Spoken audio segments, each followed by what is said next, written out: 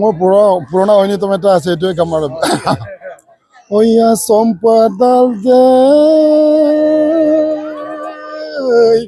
দূরে দোলাই আলোকিয়া বেদামকা সম্পাদাল দূরে দোলাই alokia bedam tu kum tu pal du do do ngani gom du gam kana subaya dagbar daglenyo apindo ko harendo de yegu do pe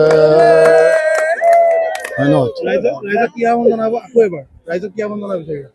ৰাইজে যে আমাৰ NDA party মিত্ৰজোঁট পাৰ্টিক সিমানে সঁহাৰি দিছে আৰু নিজৰ নিজৰ ভোট দিবৰ কাৰণে প্ৰত্যেক পিএছৰ ৰাইজে নিজৰ মানে ইলদল ভাঙি কিনি বৰষুণো অলপ ৰাতিপুৱা দিছিলে, বৰষুণো নেওচি ৰাইজে যি ধৰণে ওলাই আহিছে তাৰ কাৰণে ৰাজ্যক আমি মিত্ৰজোঁট পাৰ্টিৰ পৰা বহুত বহুত ধন্যবাদ।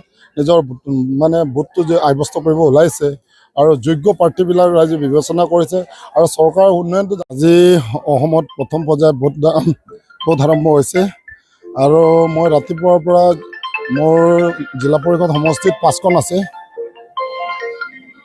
এই সমষ্টিবিলাকত প্ৰায় ভোট কেন্দ্ৰবিলাক আমি ভিজিট কৰি চোৱা মানে সকলোৱে ৰাইজে ভোটাৰ ৰাইজে মানে প্ৰত্যেক পেজবিলাকতে শান্তিৰে ভোটদান চলি আছে, ক'তো গণ্ডগোল নাই।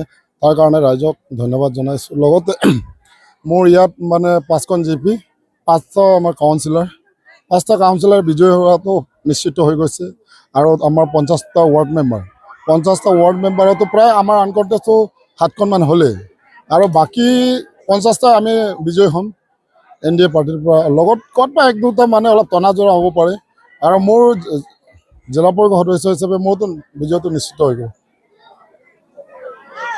যিটো আজি ইমান ৰাইজে হিল্লোল ভাঙি ভোট দিব আহিছে, সকলো ৰাইজক আহ্বান জনাই কিবা ক'ব বিচাৰিব নেকি? নাই, ৰাইজৰ যিটো নিজৰ মানে ভোটাৰ যিটো ৰাইটছ অধিকাৰটো দিবৰ কাৰণে ৰাইজে যেনেকৈ জাক জমকতাৰে মানে উৎফুল্লিতভাৱে নিজৰ ভোট কেন্দ্ৰত আহি ভোটদান কৰি শান্তিপ্ৰিয়ভাৱে, তাৰ কাৰণে ৰাইজক ধন্যবাদ দিছোঁ আমি মিত্ৰজোঁট পাৰ্টিৰ পৰা আৰু শান্তি শৃংখলা চবেই বজাই ৰাখিছে।